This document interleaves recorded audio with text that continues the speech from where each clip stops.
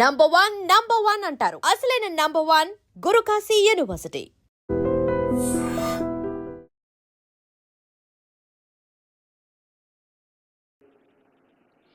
अभिनव बिंद्रा जी, ये तेलंगाना ऐसा जगह है, हम लोग निजाम सरकार के खिलाफ आर्म स्ट्रगल, हम आजादी के लिए बहुत सारे हजारों में शहीद होकर हम हासिल किए. उसके बाद कंबाइंड स्टेट में तेलंगाना जनता को, तेलंगाना युवता खासकर एम्प्लॉयमेंट, एजुकेशन में कुछ नुकसान हो रहा है. वो नुकसान को खत्म करने के लिए हम लोग लड़कर हासिल किए तेलंगाना राज्य ने. आज के तारीख में 1956 जो ओलंपिक्स फुटबॉल 4th प्लेस जो आया, उसमें हैदराबाद से 9 खिलाड़ी फुटबॉल में पार्टिसिपेट किए. क्रिकेट मोहम्मद अजहरुद्दीन के बारे में मैं ज्यादा बोलने का जरूरी नहीं है. वीवीएस लक्ष्मण, आज के तारीख में मोहम्मद सिराजुद्दीन, निकत जरीन, दीप्ति जुवांगे, पैरा ओलंपिक्स, सब सारे क्रिकेट प्लेयर, क्रिकेट से लेकर अलग अलग स्पोर्ट्स में हमारे लोग तरक्की किए. इतिहास है, 2002 में नेशनल गेम्स हैदराबाद शहर ने होस्ट किए. 2003 कॉमनवेल्थ, 2003 दूसरा गेम्स हम लोग स्पॉन्सर किए. 2007 वर्ल्ड मिलिट्री गेम्स हम लोग स्पॉन्सर किए हैदराबाद में.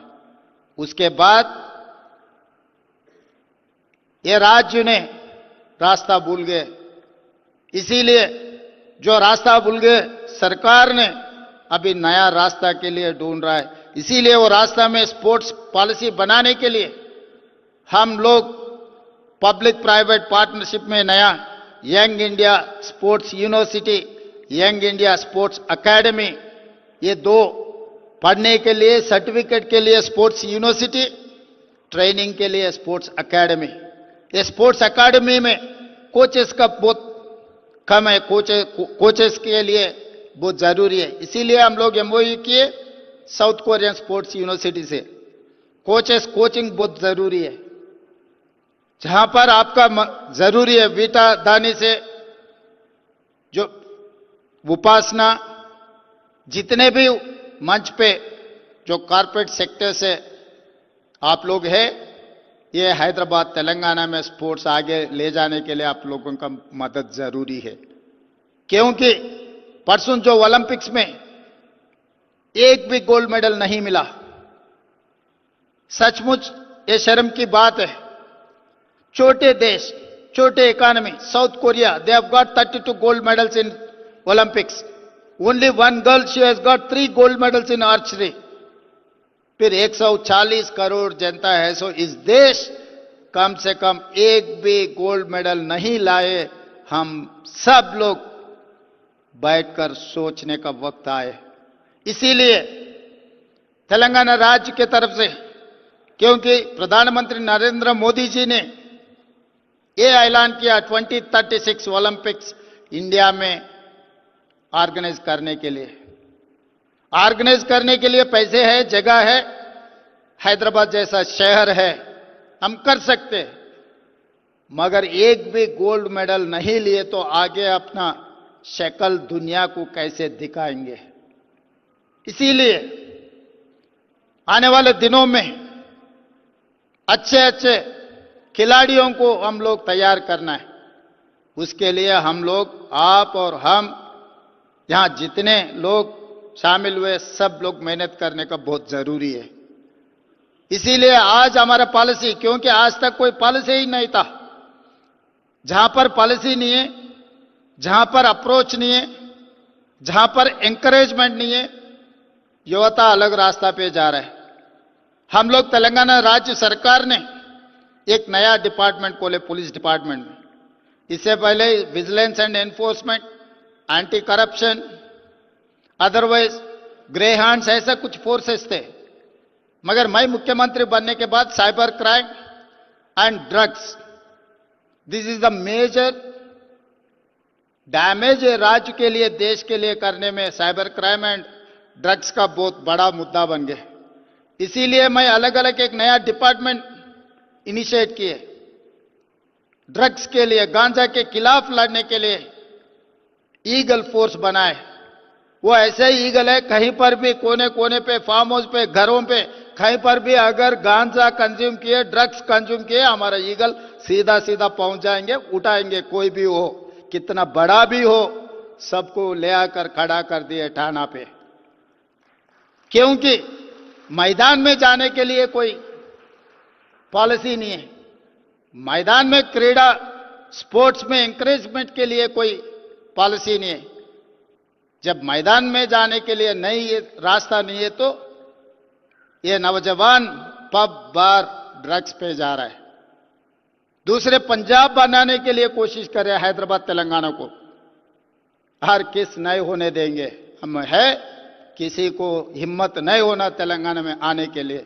गांजा ड्रग्स अगर कोई कंज्यूम करना है, कंज्यूम की बात दूर, दिमाग में सोच भी आने के लिए भी डर नहीं है तेलंगाना में। हमारा सरकार जिम्मेदारी लेंगे, ऐसे काम नहीं होने देंगे, किसी को अंदर नहीं आने देंगे। इसीलिए हम लोग आज ये स्पोर्ट्स पॉलिसी लागू किए, क्योंकि we have to engage youth in sports and games, then only they will come in the ground, they will build our nation.